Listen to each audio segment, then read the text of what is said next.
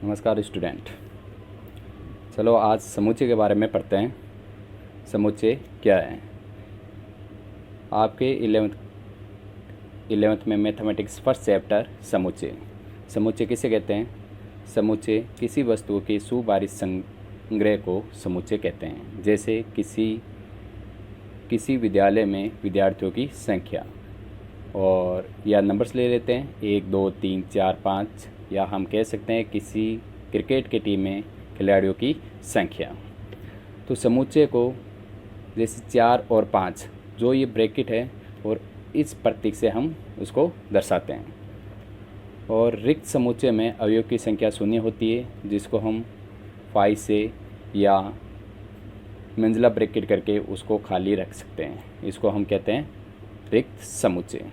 समुच्चय में उपस्थित नंबर या प्रतीक जैसे ए, बी, कुछ सिंबल और भी आ सकता है, बी आ गया, को हम क्या कहते हैं? अवयव। अवयव मतलब एलिमेंट। किसी समुच्चय ए में किसी समुच्चय के अवयव में से कुछ अवयव लेकर कोई दूसरा समुच्चय बी बनाया जाता है, उसे उस समुच्चय का उपसमुच्चय कहते हैं। इसे बी सबसेट ए से दर्शाते हैं, यानी बी उपसमुच्चय है ए का। ए बराबर 1 से लेके 10 एलिमेंट है। इसमें से कुछ एलिमेंट लेके उससे कुछ दूसरा सेट बनाया जाता है। जैसे यहाँ से 1 से लेके 10 तक गिनती थी, उसमें से मैंने 2, 3, 5 और 6 एलिमेंट लेके उसका एक सेट बनाया, और ये क्या बना? बी।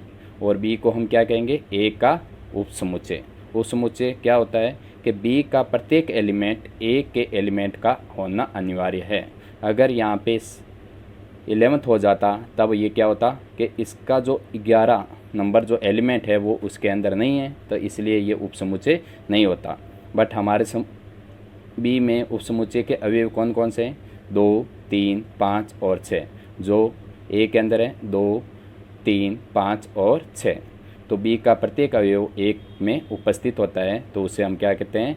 बी उपसमुच्चय है एक का।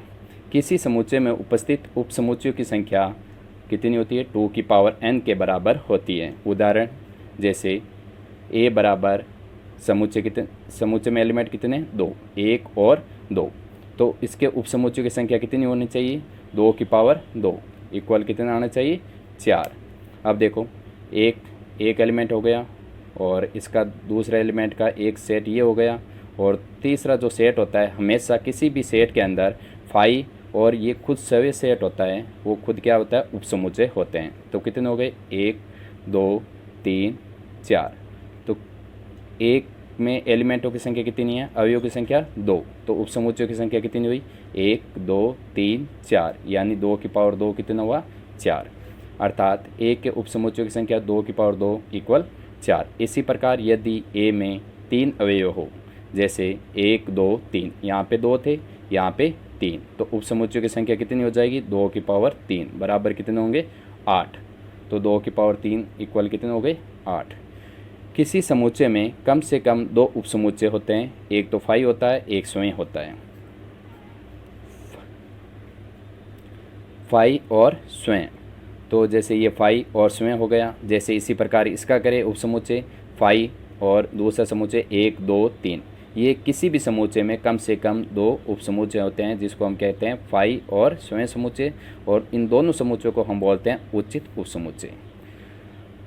दूसरा, किसी परिमित में किसी समुच्चय में अवयव की संख्या अगर सीमित हो तो उसे हम कहते हैं परिमित समुच्चय। जैसे समुच्चय में 1 2 3 4 5 एलिमेंट की संख्या 5 है, तो इसे हम कहेंगे सीमित समुच्चय या परिमित समुच्चय। जैसे ए बी सी डी, इसके अंदर एलिमेंट कितने हैं? 4, तो इसे हम बोलते हैं परिमित समुच्चय। अगर हमें पूछे ए बी सी डी, यानी total A B C D का एक समुच्चय है, जैसे ए से लेके जेड तक हमें दर्शा देते हैं, हमें पता है कि इसके अंदर एलिमेंट की संख्या कितनी होती है? 26। ये भी क्या है? सीमित। इसलिए इसे हम क्या बोलेंगे? परिमित समुच्चय। जिसमें अवयव की संख्या सीमित हो उसे हम कहते हैं परिमित समुच्चय।